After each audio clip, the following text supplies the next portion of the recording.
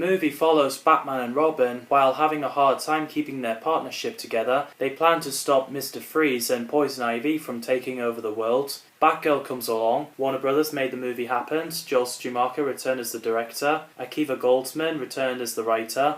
And Elliot Goldenthal returned for the music score and decided it was best to fast-track production for a June 1997 target release date, which is a break from the usual 3-year gap between movies. Schumacher wanted to pay homage to the work of the classic Batman comic books he grew up with. Joel Schumacher and Akiva Goldsman created the story during the pre-production on A Time to Kill. Mr. Freeze's backstory was based on the episode of Batman animated series Heart of Ice. Get out! Get out! Although Goldsman was concerned about the script, Schumacher said he was given a mandate to make the film more toyetic than the previous movie, so the toy companies were hired.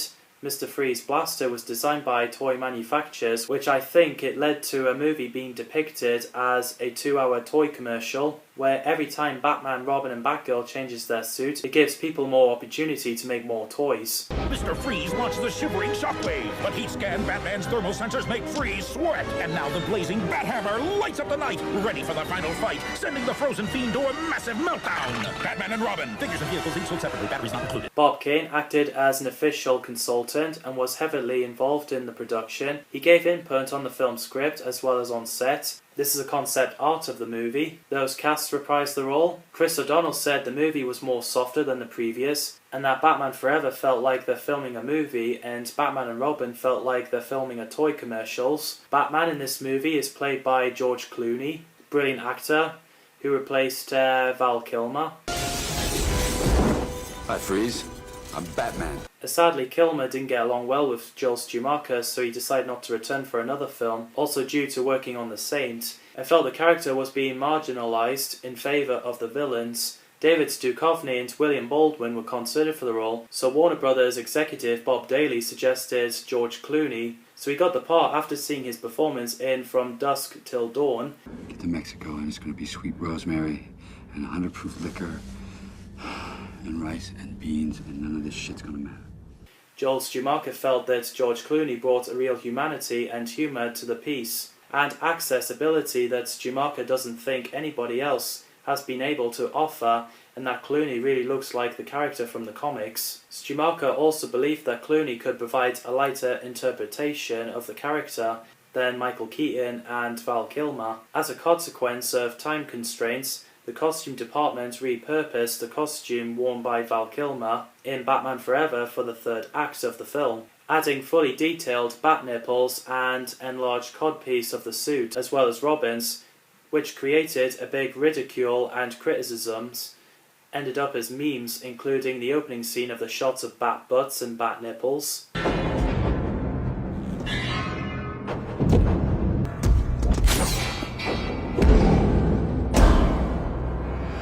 Arnold Schwarzenegger plays Dr. Victor Freeze, aka Mr. Freeze, a molecular biologist who was caught in the accident while trying to cure his wife, who's badly ill. Ed Harris, Anthony Hopkins and Patrick Stewart were considered for the role, so then the script was rewritten to accommodate Arnold Schwarzenegger's casting.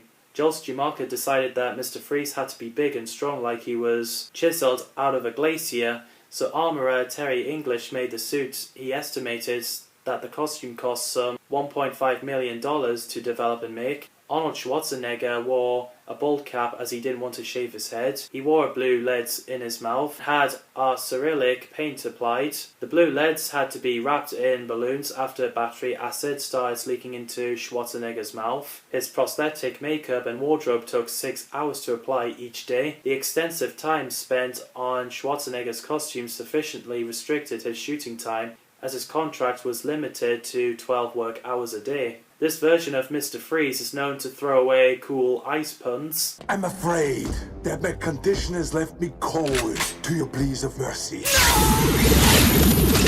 And this is the most iconic one. What killed the dinosaurs? The Ice Age! Cool party. And his dance in the castle kills me every time. Icicle, I'm Mr. Tenderloin. Thing! Call me Snow Miser.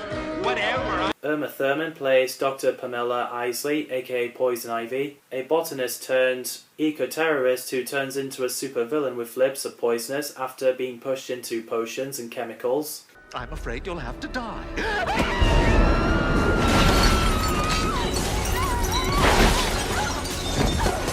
Demi Moore, Sharon Stone, and Julia Roberts were considered for the role. Stu Marker first became aware of Uma Thurman from the adventures of Baron Munchausen. Hello. So she accepted the role due to liking femme fatale characterization of Poison Ivy. Poison. Alicia Silverstone plays Barbara Wilson, aka Batgirl, Alfred's niece, who joins the team, Batman and Robin, after when she lost her parents. And you are? Batgirl. That's not awfully PC. What about bad person or bad woman? Bruce, it's me, Barbara. Silverstone was the only choice for the role, plus I've known the actress from Scooby-Doo 2 Monsters Unleashed. In the comics, Barbara was Commissioner Gordon's daughter, and she was also called Barbara Gordon, but that was changed because Gordon hardly knows Bruce Wayne. Robert Swenson plays Bane, who became the muscle and bodyguard of Poison Ivy, who loves placing bombs. Michael Reed McKay plays Bane before he was injected with venom. Elle Macpherson plays Julie Madison, Bruce Wayne's girlfriend, and because he cares about her safety, he didn't respond to proposal. John Glover plays Dr. Jason Woodrue, a mind-twisted scientist who created Bane. Now, of course, Glover later played Lionel Luthor in Smallville, the father of Lex Luthor. Vivica A. Fox plays Miss Behaven, Mr. Freeze's assistant, who of course plays Jasmine Dubrow in Independence Day films. Vandella Kirschbaum plays Nora Freeze, the frozen wife of Mr. Freeze. Michael Paul Chan and Kimberly Scott plays telescope scientists. Coolio has a very small part in this movie. How much coin to play? 2.5. Hey, you're the chick who won the tunnel run 2 nights ago, huh? Yeah, that'd be me. Yeah? Well, that was kid stuff. Who apparently is Dr. Jonathan Crane, aka the Scarecrow, and would have returned in the unmade sequel Batman Unchained as the main villain if the movie was made. Look at my life and realize there's nothing left, 'cause I've been blasted. The movie was filmed in Warner Brothers studio. There's Superman reference, which is cool. I want a car. Chicks dig the car. This is why Superman works alone.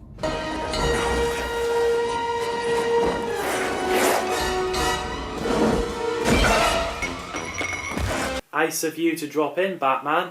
You're not sending me to the cooler.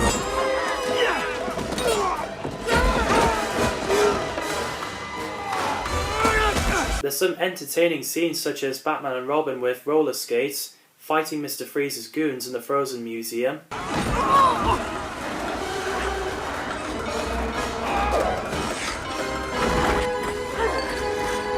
Jack Betts is also in this movie, who played Harry Balkin in the first Spider-Man film. 7 million.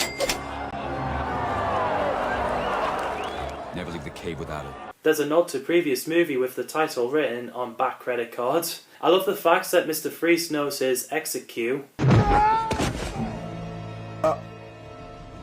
That's my exit cue. And there's a race scene that Barbara does since she lost her parents, so she's pretty much recklessly drive to kill herself so she can join them, which is pretty sad.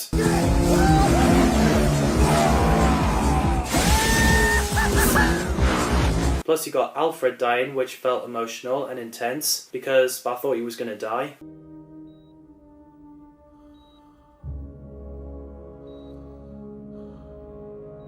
Poison Ivy sort of messed up Bruce and Dick's friendship by making Dick fall in love with her using the powers. Give yourself up. If you surrender... To you? Polly want a kiss? All you could think about was Poison Ivy. You just can't stand that maybe she wanted me instead of you. I mean, that's your idea of friendship, isn't it, Bruce? It's your house, it's your rules. I mean, it's your way or the highway. Plus there's a funny, awkward pause scene.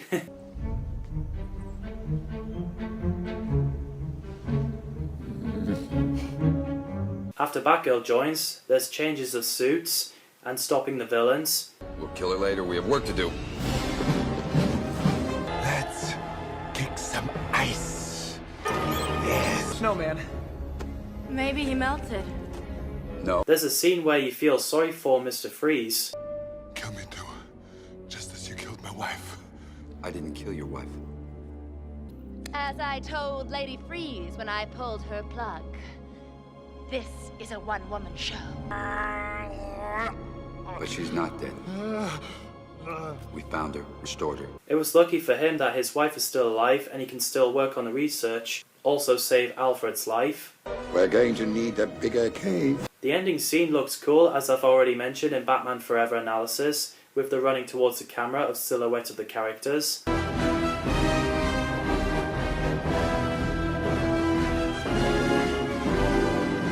Due to the poor reception and George Clooney wouldn't want to play Batman again, the sequels were cancelled. So let's break into what would have happened in the sequels, starting with the unmade fifth movie. Firstly, the title would have been Batman Unchained. Joel Schumacher would have returned as the director, wanting the movie to be darker than his previous two films. Mark Protostovich would have wrote the script, as Alkiva Goldsman turned down for the job. George Clooney, Chris O'Donnell and Alicia Silverstone was set to return as Batman, Robin and Batgirl. However, Kurt Russell would possibly replace George Clooney. I would imagine Michael Gough and Pat Hingle return as Alfred and Commissioner Gordon. The movie was set to release in 1999. The Scarecrow would have been the villain. Ewan McGregor and Jeff Goldblum were considered for the role. Joel Schumacher approached Nicolas Cage while he was filming Face Off.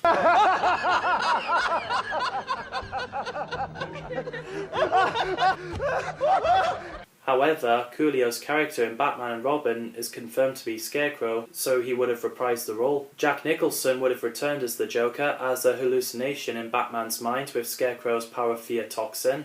Harley Quinn was written as Joker's daughter, with Courtney Love considered for the role. And I think Madonna was as well. The sixth movie, titled Batman Dark Knight, which is how the title's stylized. The story would have took inspiration from The Dark Knight Returns, with Bruce Wayne giving up as Batman after encountering Scarecrow, and Dick Grayson attending Gotham University, and Man-Bat would be the villain, and people would think that Batman's bloodthirsty return, so Bruce would return as Batman to clear his name, and Dr. Kirk Langstrom, who's Man-Bat, would struggle with his man versus monster syndrome as he longs to both reunite with his wife and get revenge on Scarecrow, because he uses his position as Professor of Psychology at Gotham University and as head psychiatrist at Arkham Asylum to conduct his fear experiments. During a vengeful confrontation with Kirk Langstrom, Chris O'Donnell said in the interview there was plans for Robin's spin-off.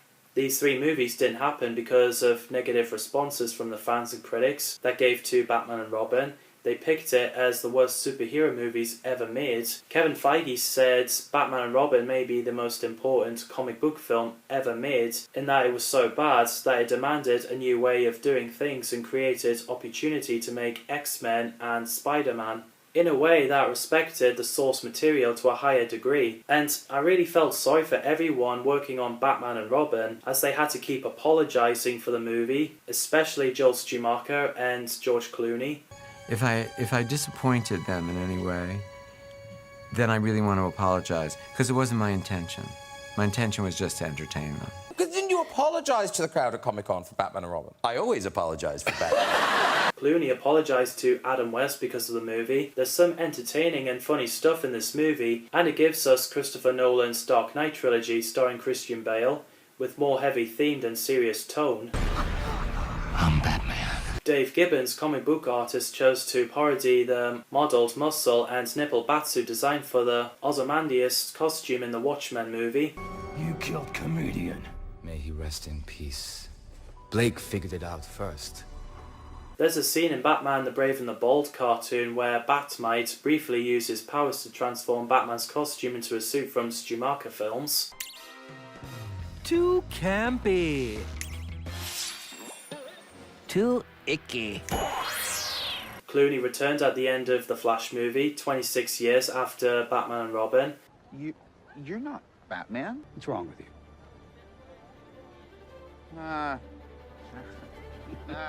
Alongside Michael Keaton. Yeah. I'm Batman. Which led to Batgirl, that Keaton was set to reprise the role, but the filming got scrapped. There was also Batman on-star commercials with Gough returned as Alfred, but Vicky Vale, Riddler and Joker recasted. Gotham Corner Store? Yes, we seem to be down to our last Diet Coke. A gentleman is on his way to pick some up. Just look for a black car. And by the way, the gentleman is usually in quite a rush. Just for the taste of it, Diet Coke. And it was based on Burton/Schumacher series. Right, that's it for this video, I'm afraid. Thanks for watching, and I'll see you in the next video. I'm Mr. White Christmas. I'm Mr. Snow.